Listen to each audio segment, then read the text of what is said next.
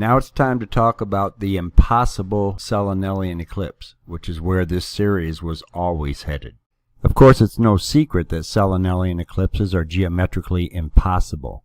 A quick Google search will bring up all kinds of sources, including NASA, talking about some upcoming impossible Selenelion.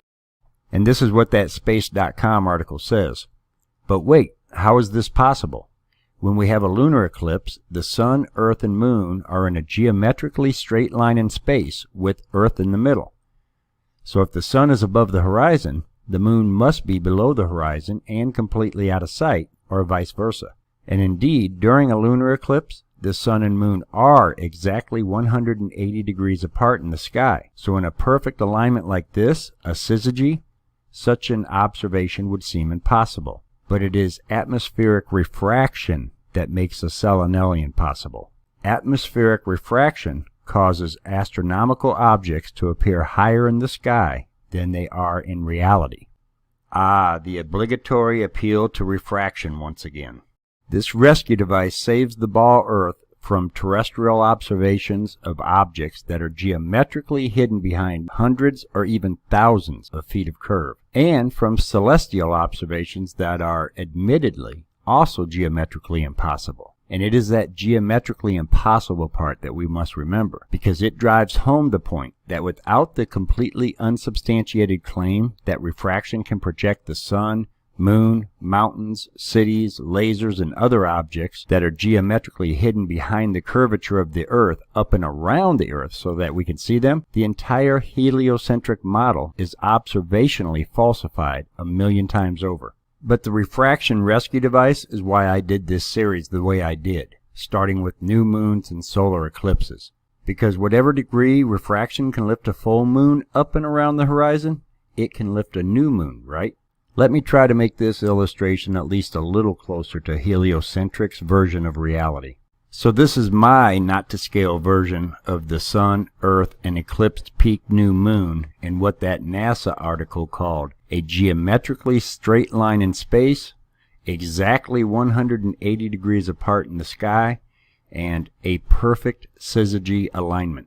And their explanation for Selenelions is that atmospheric refraction causes astronomical objects to appear higher in the sky than they are in reality. The idea is that although this Sun, Earth, and Moon are in a geometrically straight line in space, we see the Sun and Moon in their higher refracted positions. But if that were true, then the same would apply for this solar eclipsing peak new moon, where the Sun, Earth, and Moon are also in a geometrically straight line in space. So if Middle Earth guy over here can see the eclipsed peak full moon straight above his head, while Terminator guy can see the refracted versions of the Sun and that same eclipsed moon on his horizon, then Middle Earth guy over here can see the eclipsed Sun at high noon, while Terminator guy 6,000 miles away can see the refracted version of that same eclipsed Sun on his horizon. But our resident globe proponents have assured us that it would be a minimum of 54 minutes after peak new before Terminator guy could see the eclipsed sunset. And based on the actual solar eclipse observations I've shown in previous videos, it seems to be closer to a 2-hour time difference in many cases. There is still so much more to say on this subject, but while we let this part sink in and anticipate the but explanations from the BOLL Earthers, let me finish with some footage from Ron Hagberg that many of you have already seen. Ron shot this footage from Chipley, Florida on January 31st, 2018. On that day in Chipley, the moon set at 6:34 and the sun rose at 6:34. So both sun and eclipsed moon were on, or at the very least at, the horizon at the same time. So here's Ron on the Terminator line in Chipley, Florida, and here's his Sun, Earth, and eclipsed moon in a geometrically straight line in space, 180 degrees apart in the sky, in a perfect syzygy alignment. And Ron is able to experience both Sun and eclipsed moon on his horizon because he's actually seeing them in their refracted positions, right? So I guess we can just forget about that 54-minute minimum that the globe Earth mathematicians told us about, even though their minimum was supposed to be including dip angle and refraction. But did you notice that Ron's moon wasn't fully eclipsed? It was in the process of eclipsing, from the top down no less, at the time it set in Chipley. So let's add in the Earth's umbra, which is said to be 2.6 moon diameters wide at the point the moon crosses it, and see how that works in this view. As it turns out, Ron's moon set at 6:34 in Chipley, 52 minutes before peak full moon, which wasn't until 7:26 a.m. Ron's time. So the reason Ron's moon was only in the process of becoming eclipsed when it set is that the actual position of the moon at that time wasn't here, but here.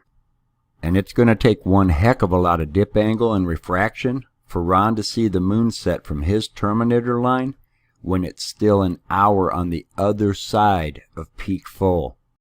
But what if there is a way to eliminate their baseless dip angle and refraction rescue devices? I'll take those on in my next video.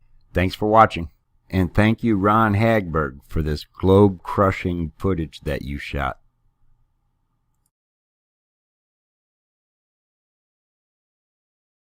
This is just a quick and very important clarification on this part of my last video. As it turns out, Ron's moon set at 6:34 in Chipley, 52 minutes before peak full moon, which wasn't until 7:26 a.m. Ron's time. So the reason Ron's moon was only in the process of becoming eclipsed when it set is that the actual position of the moon at that time wasn't here, but here. And it's going to take one heck of a lot of dip angle and refraction for Ron to see the moon set from his terminator line when it's still an hour on the other side of peak full. That last part was just me being facetious. Let me make it very clear that globe Earth proponents have no choice but to appeal to the absolutely baseless idea that refraction can raise the sun and moon higher in the sky than their actual positions, just to explain us seeing both sun and peak full moon on the horizon. Ron's footage shows a moon that is an entire diameter on the other side of the peak full position. There is no amount of refraction or other hand waving that will save the globe model from Ron's observation. Ron has single-handedly falsified the globe with his footage.